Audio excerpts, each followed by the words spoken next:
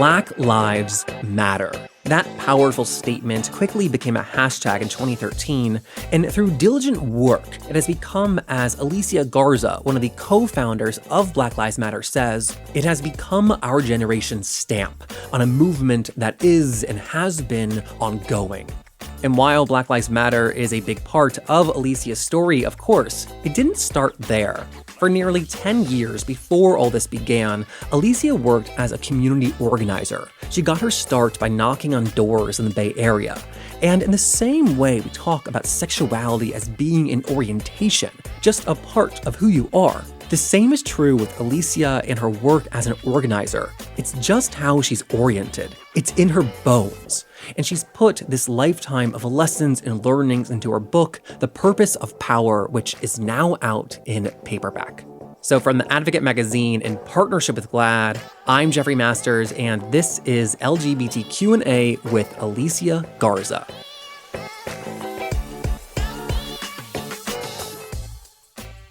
One of the things you write is that this book is what you wanted and needed to read when you first started out. And then you also say that, honestly, it's the words you need right now. Why is that part also true, about you needing these words and lessons now? You know, we're in a time of monumental change. And sometimes when you're in the middle of chaos, it's helpful to have a compass. And I really do think that this book is like a compass. The process of writing the book for me was grounding in the sense that I had a chance to think about how I've been shaped and think about where I got my values and my ideas from, think about the experiences that have shaped me, and ask myself, what lessons are useful in this period? And those are the lessons that I'm offering in this book. This book is partially about how I come to be, you know, where I come from, how my politics have been shaped. But really, it's not intended to be about me. It's intended to be an exercise for everybody, right? To do the same as we're all contemplating what role can I play in the change that I seek. And then, of course, the second part of the book is very much about interrogating lessons that I've learned through, 20 years of making social change. And I'm hoping that those lessons are useful for people who are both seasoned in this work and also people who are coming into the work of social change and asking how they can be effective, whether or not the things they're experiencing every day are things they should be experiencing, right? In as much as I wanted this to be a toolbox for people, it also was a really helpful set of reminders for myself to clarify things that I already knew or to interrogate things that I thought I believed but have changed my mind about, and to really ground myself again in hope. I am hopeful. And I know that change can happen. I've seen it in my lifetime. And so I needed this book because at that time when I was writing it, I wasn't sure where we were going or if anything we were doing was working. So it's also a good reflection point. I think like every discussion we have nowadays, like interpersonally, it's like we've no hope. It's all gone. So like I think it is good to hear that you are somebody people look up to. I consider you very clear-eyed. And so I'm like personally happy to hear that you do have hope. I do. I do have hope. Although, I'm halfway glasses full and halfway the glass is empty. It's just kind of how I am. But these days I'm hopeful even though things are chaotic. One of the things that you wrote in the book that I wrote down, which goes back to, these lessons and beliefs you have, you said, building support did not mean we had to water down our politics. It didn't mean we had to be less radical. It meant that being radical and having radical politics was not a litmus test for whether or not you could join our movement. I think that should not be radical, like what I just said, but in practice, it kind of is. That's right. We are in the fight of our lives right now. And there's been so much conversation over the last year, especially about, have we gone too far? And we do that both in terms of the conservative movement. Has the conservative movement gone too far? I mean, The answer is yes. And then, in terms of the progressive movement, have we gone too far? So all the hand-wringing and pearl clutching about defund the police is the same hand-wringing and pearl clutching that was being done about Black Lives Matter a decade ago. And the thing is that you don't get far being mealy-mouthed about what you want. You just don't, right? Like my mom used to say, a closed mouth don't get fed. And that is 100% true. Other people might have heard it as like the squeaky wheel gets the grease, right? We have all these euphemisms for speaking up for yourself and speaking up for what you really want and what you really believe. And at the same time, it's important for us to remember that all of us have gone through a process where we've had to change our minds about a thing, or we've had to overcome our fears about a thing, or we've had to ask ourselves what we really believe about a thing. My friend iJen, who I work with at the National Domestic Workers Alliance, she always says, we have to make room amongst the woke for the waking. And it's something that we don't do well.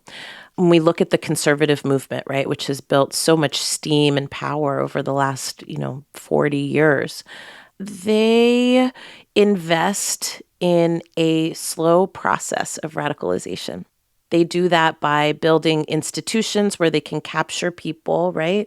Where they're forming their ideas and where they're learning about what they care about and what they believe. They do that by creating an inclusive home where people can belong and giving people a sense of belonging. And they do that by rewarding people, right, for their progress. and it's something that we can learn from, right? I mean, I always say that there's times when we are arguing about if it's Earl Grey or slate gray versus what are the colors that should be included here, right? It doesn't matter. It's all gray, right? So I wanted that in the book because I think sometimes we can feel so isolated in our vision for the world that we want. And we get really excited when we meet people and we engage with people and connect with people that want what we want and believe what we believe. And the tendency can be to hunker down as opposed to open. There are so many people out there who are looking to get involved. There are so many people out there who are looking for us. And our job is to find them, to give them a home, to give them something to believe in and a vision to fight for, and to hold the contradictions of what it means to grow and evolve as a person. This kind of reminds me of something that Sarah Schulman said when I spoke to her. Sarah, the author of Let the Record Show, the ACT UP oral history, she said that no one was ever kicked out of ACT UP. They had huge disagreements, of course, but they never kicked anyone out. And then today, it just feels like we have set these impossible standards for each other in order to participate. That's right. But the question I have is about the tension between those two things. Is there conflict between, no, we don't need to water down our politics, and then the goal, which is achieving broad support? There can be, and this is such an important conversation for right now because there are no shortcuts to getting to where we want to be. And sometimes we gimmick our way to false victories. And the way that I see that conversation happening right now is, around bipartisanship. We throw around that word as if the way to win is, reaching across the aisle and uniting with people that you disagree with in order to get a thing done. And while that can be a practical solution for short-term gains, and sometimes you do need to do that, right? It is not a sustainable long-term strategy for transformational change. The truth of the matter is, not everybody is coming and not everybody is always going to agree. And we have to hold that complexity with how do we hold our values and our integrity while also building as broadly as we possibly can. I think that when we start talking about bipartisanship in relationship to criminal justice reform, for example, there were a lot of conversations at one point about, working with the Trump dynasty to get things done. I don't want to mince words here. Some people will disagree with this. It makes people feel better to think that we're uniting with people that We're not forcing to think exactly the way we think and all of that. And that's important. But where do you draw the line? That's the question. There is a line between coalition building and building unlikely coalitions of people and entities that nobody ever thought would get together. And then the integrity of those coalitions. Like, do you draw the line at people who want to kill you? Do you draw the line at, people who are causing like untold destruction and devastation? Where do you draw your line? I'm not here to define that for people. I think it's something that we don't talk about openly enough. There is a line between being a coalition builder and being an enabler. And I think we have to hold that with some complexity and have rigorous conversations about it. I'm not interested in uniting with people like Jared Kushner. I'm just not. And I think I can get things done without uniting with people like that. I am more, because more often than not, what they're doing is using you for their nefarious purposes. And so while you're getting a little bit of something, they're getting a lot of bit of something.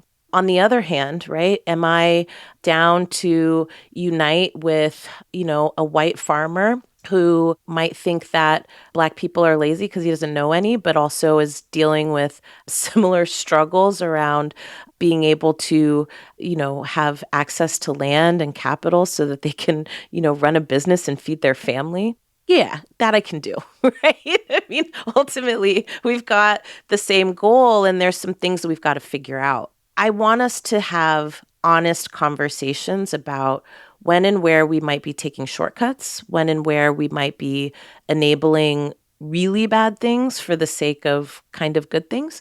And I want us to have conversations actually about, what is the political landscape that we're operating in? Sure, in government and in politics, it is a game of compromise. You cannot get things done, right, according to how the government is structured, if a majority of people don't agree. What we have learned is that if we haven't built the power on our side, right, to ensure accountability, then what ends up happening is we are capitulating in a bunch of ways without actually getting enough out of it. And in these times, the stakes are really high. There is a flip side, though. And just on the progressive side of the movement, I think something that can happen is we can be afraid to be powerful. We have such a healthy and robust distrust of government and business, right?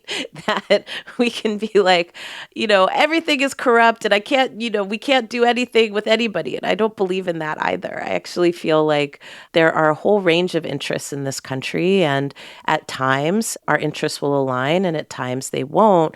And the way to move forward, right, is to have a correct assessment of what is in motion right now, in reality, not just how you want it to be. So, for example, if we were to think about the movement for LGBT rights, there were a lot of alliances that were built, a lot of things that people disagreed with, right? Like some people disagreed with the mainstreaming, right?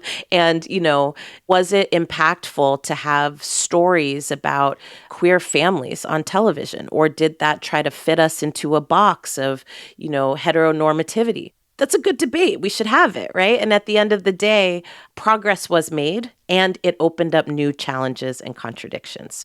Can you elaborate though a bit what you mean by like why we are afraid to be powerful? Like what you mean by that? Yeah, progressives have been without power for so long that we're just not practiced in it, right? Like when I was growing up in the 1980s was really when there was a shift in the balance of power politically in this country. I spend a lot of time in the book trying to make that history accessible and compact, where I talk about the rise of the right. I talk about the different factions and coalitions within it. I talk about the rise of the moral majority and then how it actually shaped politics for the next 20 years.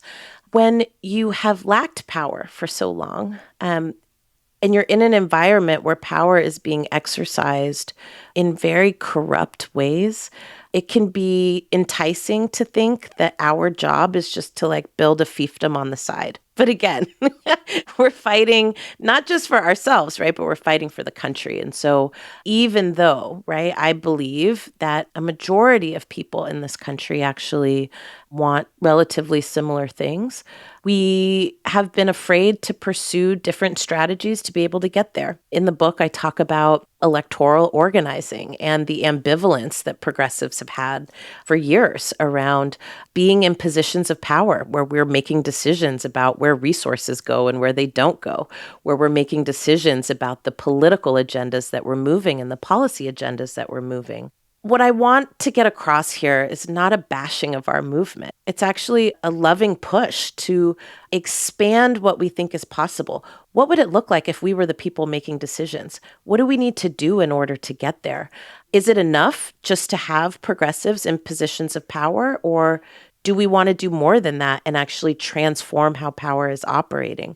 These are live questions for us right now, and they have been live questions for a long time. I don't want us to be so down on ourselves, right? That we're like, oh, progressives can't do anything, and I'm going to own the liberals, or all that rhetoric. Like, that's not where I'm at. I'm at a place where I'm saying we have the right vision that will ensure dignity and safety and thriving for the majority of people in this country, and we can't be afraid to pursue it.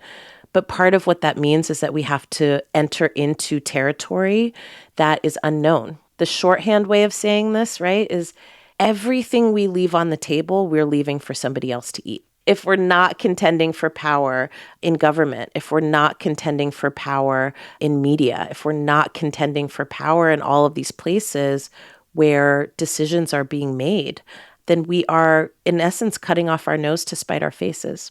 And concerning like the LGBTQ movement, we've seen like issues galvanize the community, like HIV/AIDS and then marriage equality. And then since then, there's not like kind of like an agreed upon purpose or focus. Yet at the same time, we've seen the majority of state houses across the country, trying to bar trans youth from playing sports, bar trans youth from having access to healthcare. How do we begin to convince people in and out of the community that they should care about these things? I think that for a lot of people, conditions are getting worse and our lives are becoming more and more insecure. I think that convincing people to do something is really contingent on people feeling like the actions that they take will actually matter. And so that is the work that I do. That's the work that a lot of us are doing. And from voting rights, right, to housing, to healthcare, why we engage in politics is to demonstrate, right, that politics can actually work for people. And that means that it is incumbent upon us, right, to make sure that we're meeting needs, especially in the places where people's needs aren't being met, and then translating that, right, into power. People have a thirst, right, for surviving and for doing more than surviving, doing more than just trying to make ends meet. I have seen over and over again people who stood up to fight when they didn't think that they could, when they didn't think that they would win, when they didn't think that anything would come of it, when they thought they weren't the ones. And it is such a beautiful process to watch people see and activate their own power in relationship with others. And it transforms people. I know I've been transformed by it, and I know so many people out there who have been transformed from feeling like things are happening to you to feeling like I can make things happen.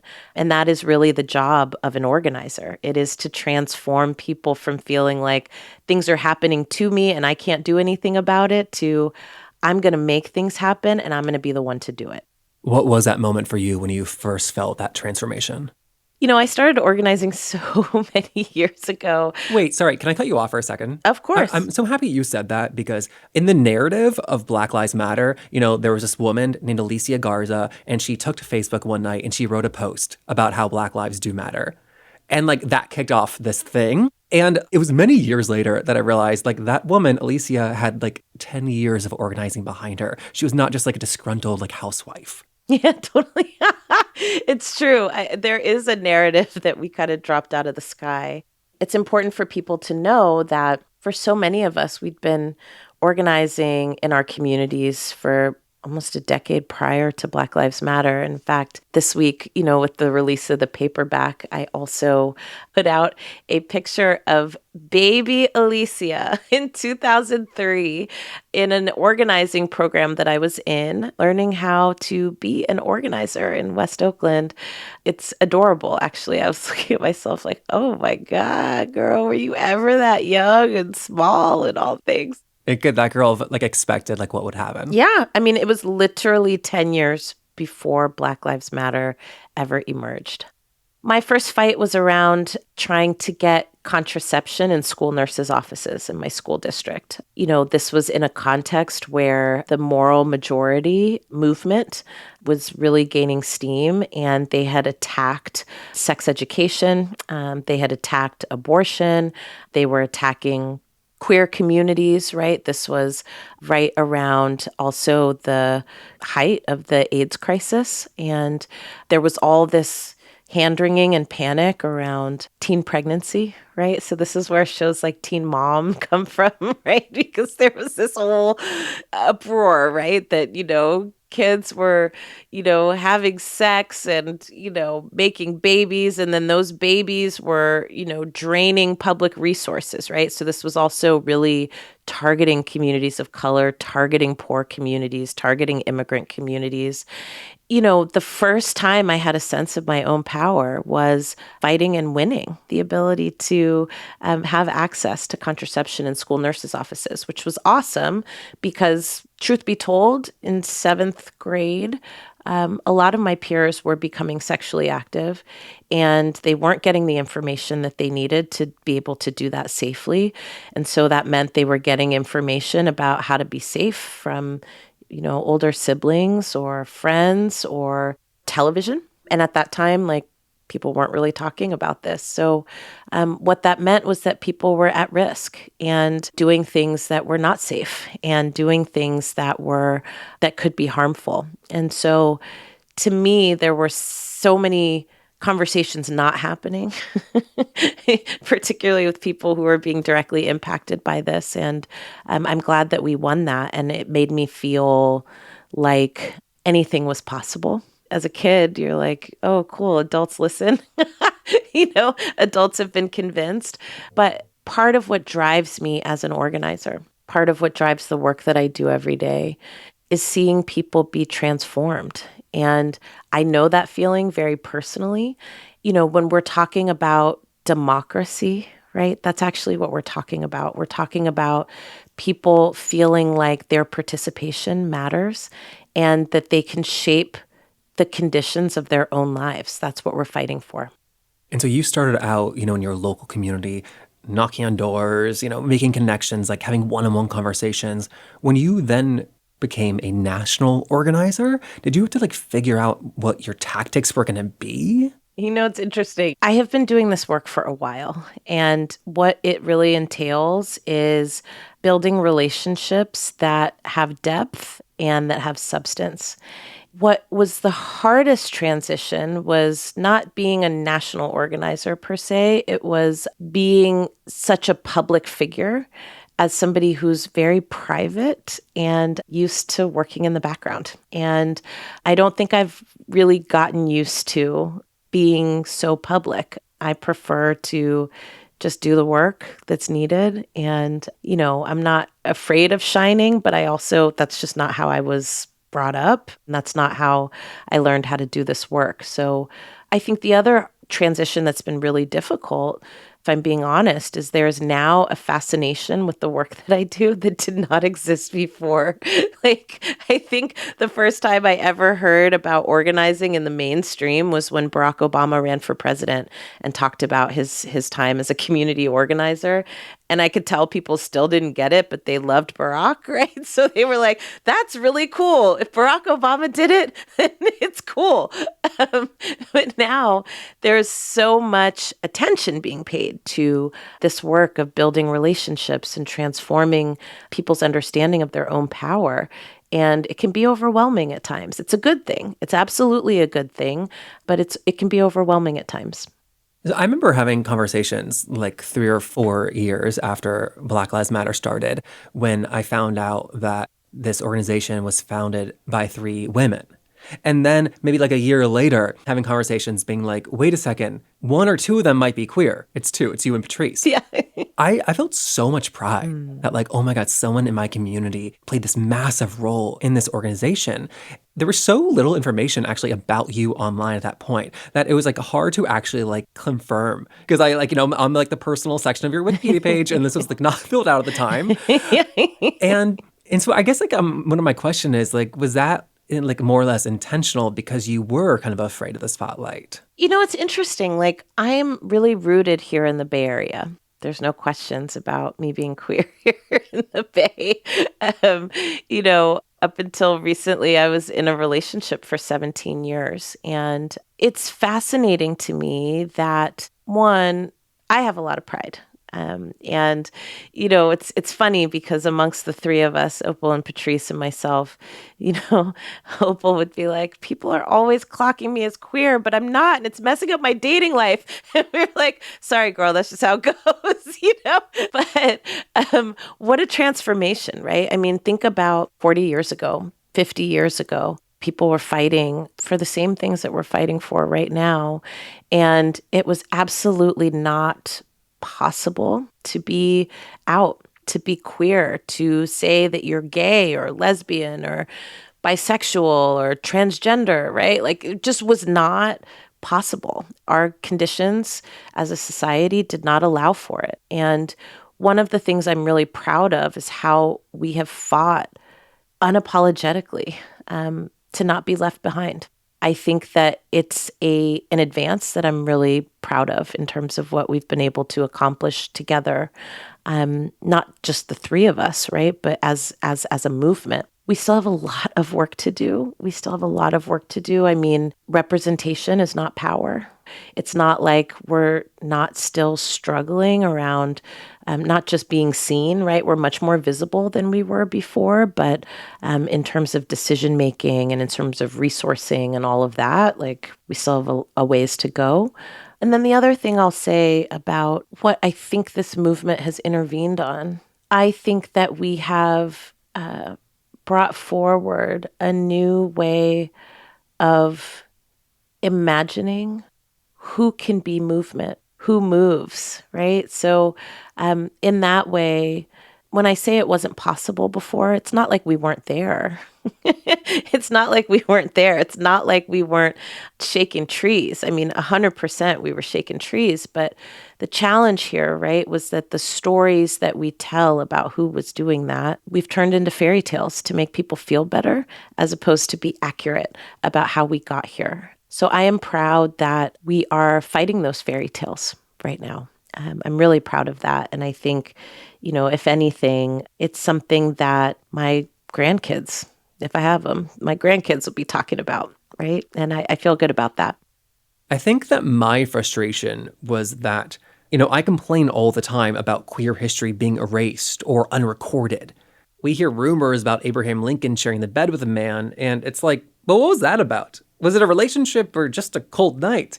And then discovering your queerness, a co-founder of Black Lives Matter, I was like, oh, we are actively erasing modern queer history right now. It's happening before our eyes. What's interesting is, and I try to look at this positively, I feel like I have also seen so much, like, why does that even matter? Why does that even matter? And then it's like, oh, you're trying to move like a gay agenda. Like, there's just like so much weird stuff out there.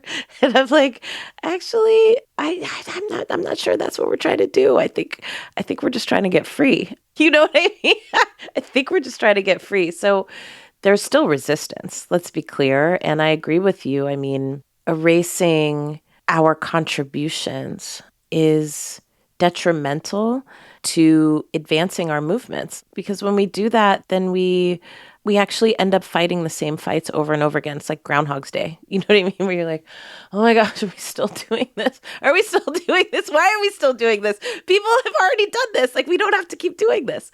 So that's what I'm hoping we're unlocking, is the ability to make new mistakes and having learned from the ones that we've already made time and time again. Absolutely. Going back to what you're saying about visibility, as the movement has grown, like, have you experienced safety concerns because of that? Oh, yeah. Last year was really hard.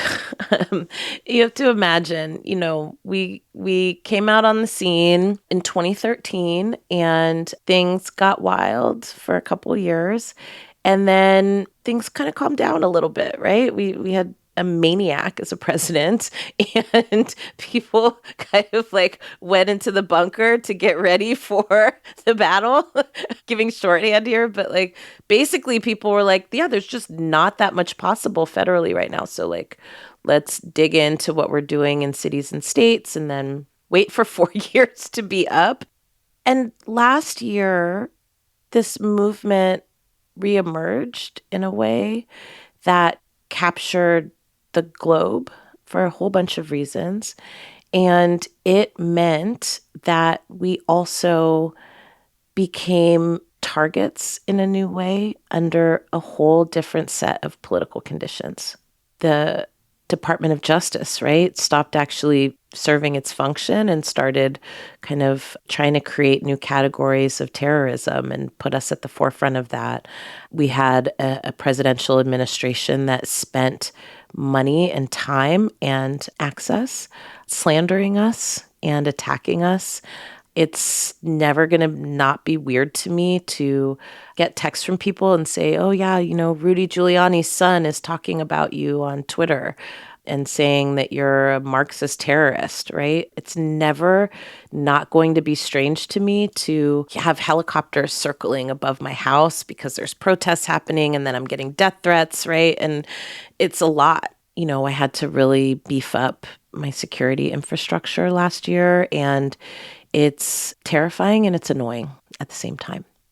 One of the things I thought was so enlightening about the book was that you write that, like, while we label movements and we like to designate them as having a single person or event that initiates them, that actually all this work is ongoing. Movements, you say, do not have a specific beginning or end dates. So to clarify, Black Lives Matter did not start this movement. It did not begin the fight. It did play a big role, though. When did you see it become this, like, known and recognized force within the movement?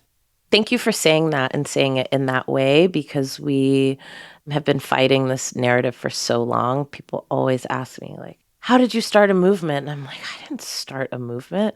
Like, Black people have been trying to get free ever since we were brought here. Like, I cannot take any kind of credit for that. And I wasn't even alive then.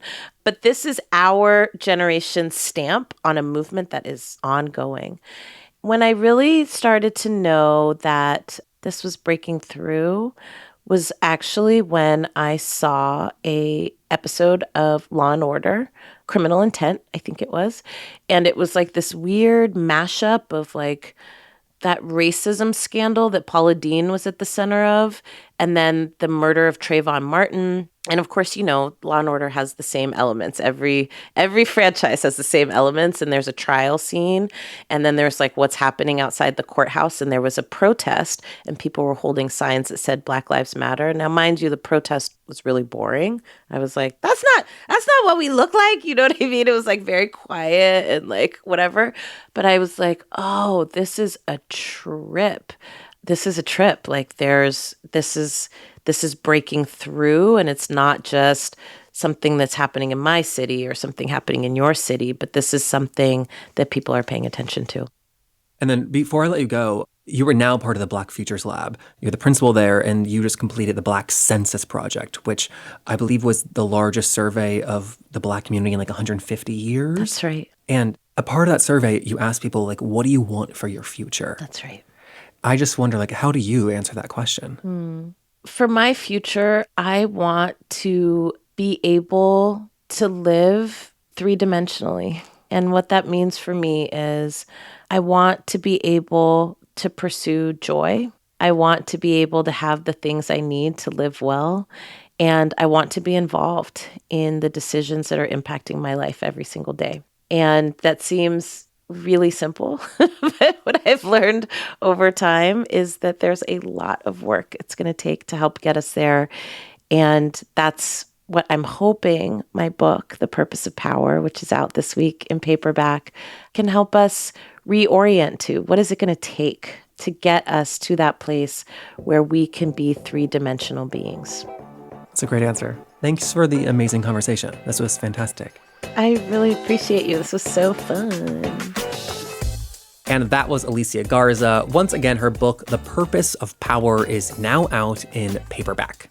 And as always, if you enjoyed our interview with Alicia or any of our previous ones, please help us spread the word about the podcast. You can post on Twitter, on Insta Story, text all your group chats. All those things really are the biggest ways you can help our show continue to grow and continue making new episodes every single week. So thank you so much to everyone who does that. We're brought to you by The Advocate magazine in partnership with GLAAD. I'm Jeffrey Masters. I will see you next week. Bye.